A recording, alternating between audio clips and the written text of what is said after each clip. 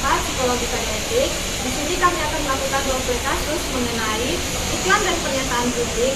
Nah, di sini ada teman-teman saya yang akan melakukan role play. Yang pertama ada Hai, perkenalkan nama saya Priscilla Rizky. Di sini saya berperan sebagai teman dari korban. Saya Anastasia Angelina Mbake. Di sini saya berperan sebagai korban. Saya Ibar Paul, saya sebagai psikolog. Saya Simbara Saputri sebagai teman dari korban. Dan saya bisa Kita. Di sini saya sebagai narator. Selamat menyaksikan video kami, teman-teman. Halo teman-teman, sebelum teman-teman menonton role play kasus dari kelompok kami mengenai iklan dan pernyataan publik, teman-teman sebelumnya harus mengetahui apa sih itu iklan dan pernyataan publik. Jadi, iklan dan pernyataan publik menurut buku Kode Etik Psikologi oleh HIMSI tahun 2010 pada bab 6 Pasal 28 mengenai pertanggungjawaban, iklan dan pernyataan publik yang dimaksud dalam pasal ini dapat berhubungan dengan jasa, produk atau publikasi profesional psikolog dan atau ilmuwan psikologi di bidang psikologi, mencakup iklan yang dibayar atau tidak dibayar, brosur barang cetakan, daftar direktori, resume pribadi atau kurikulum vitae, wawancara atau komentar yang dimuat dalam media, pernyataan dalam buku, hasil seminar, lokakarya, pertemuan ilmiah, kuliah, presentasi lisan di depan publik, dan materi-materi lain yang diterbitkan. Jadi setelah mengetahui mengenai pengertian iklan dan pernyataan publik, teman-teman juga harus tahu nih apa saja sih syarat-syarat yang harus dimiliki oleh psikolog dan atau ilmuwan psikologi dalam melakukan iklan atau pernyataan publik. Yang pertama, psikolog dan atau ilmuwan psikologi dalam memberikan pernyataan kepada masyarakat melalui berbagai jalur media, baik lisan maupun tertulis, mencerminkan keilmuannya sehingga masyarakat dapat menerima dan memahami secara benar, agar terhindar dari kekeliruan penafsiran serta menyesatkan masyarakat pengguna jasa dan atau praktik psikologi. Pernyataan tersebut harus disampaikan dengan yang pertama bijaksana, jujur, teliti, dan hati-hati. Lalu yang kedua, lebih mendasar pada kepentingan umum daripada pribadi dan atau golongan. Dan yang ketiga, berpedoman pada dasar ilmiah dan disesuaikan dengan bidang keahlian atau kewenangan selama tidak bertentangan dengan kode etik psikologi. Lalu yang kedua, psikolog dan atau ilmuwan psikologi dalam pernyataan yang dibuat harus mencantumkan gelar atau identitas keahlian pada karya di bidang psikologi yang dipublikasikan sesuai dengan gelar yang diperoleh dari institusi pendidikan yang terakreditasi secara nasional atau mencantumkan sebutan psikolog sesuai sertifikat yang diperoleh.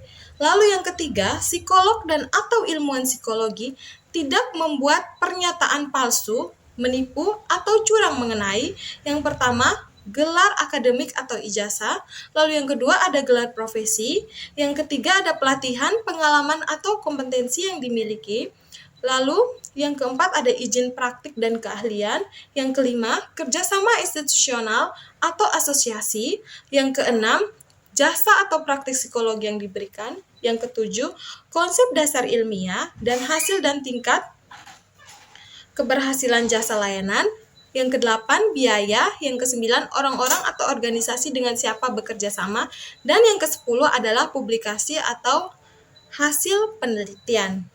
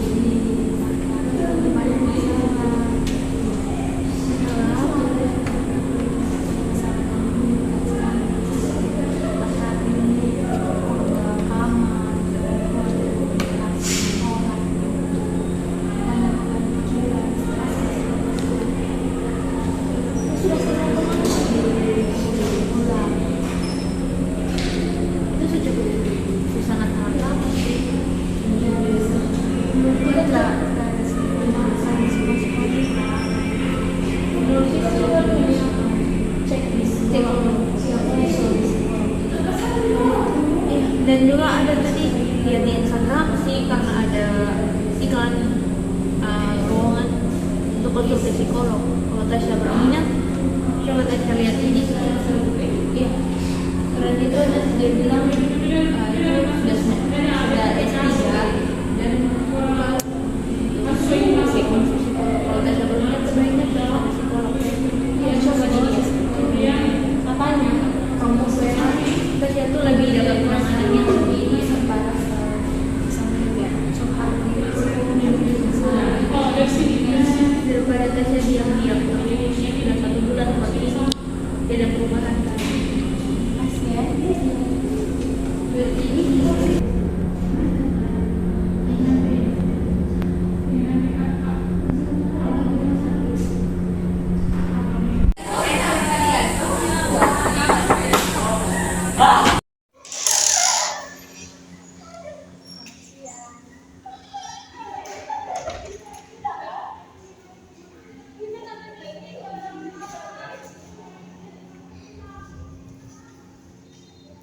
Mana ada yang bisa saya bantu? jadi begini, ini saya merasa ada yang berbeda dari dalam diri saya. Saya tuh kayak sudah tidak ada minat untuk semacam tidur itu yang di dunia luar, terus sering ngurung diri di dalam kamar, membatasi diri juga dari orang, terus juga tidak bisa tidur, insomnia.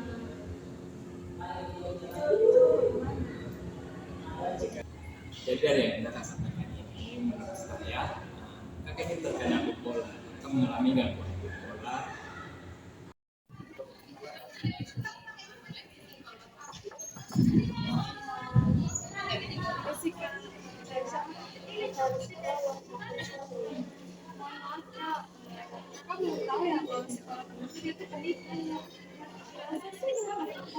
Iya, katanya kan di iklannya, di proses iklannya dia bilang kalau dia udah psikolog, ya udah jadi profesor.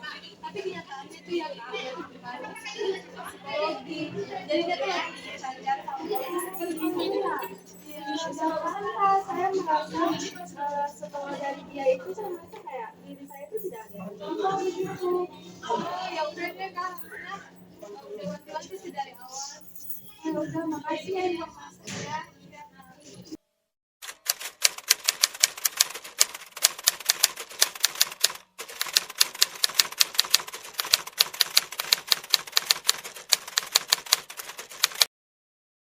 Nah, teman-teman, setelah menonton roleplay kasus dari kelompok kami, menurut teman-teman yang menonton nih, pasal berapa sih yang dilanggar oleh oknum tersebut?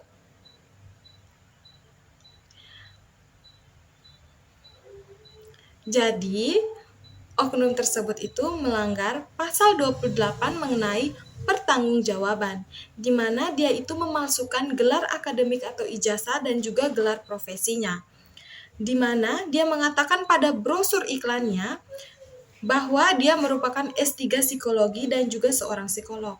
Tetapi kenyataannya bahwa dia itu baru S1 psikologi. Di situ bisa kita lihat bahwa dia dalam melakukan iklan dan pernyataan publik tidak bersikap bijaksana, jujur, teliti, dan hati-hati.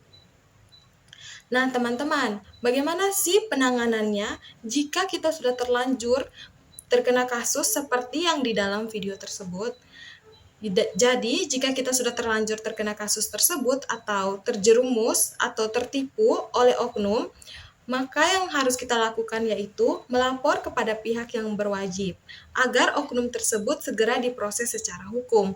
Lalu bagaimana sih jika kita itu ingin mengantisipasi kalau supaya kita itu tidak terkena kasus seperti itu? Yang pertama tentu saja kita harus melakukan self awareness, di mana kita harus curiga nih jika ada seorang yang menawarkan layanan psikologi atau layanan konseling psikolog tetapi dengan biaya yang murah.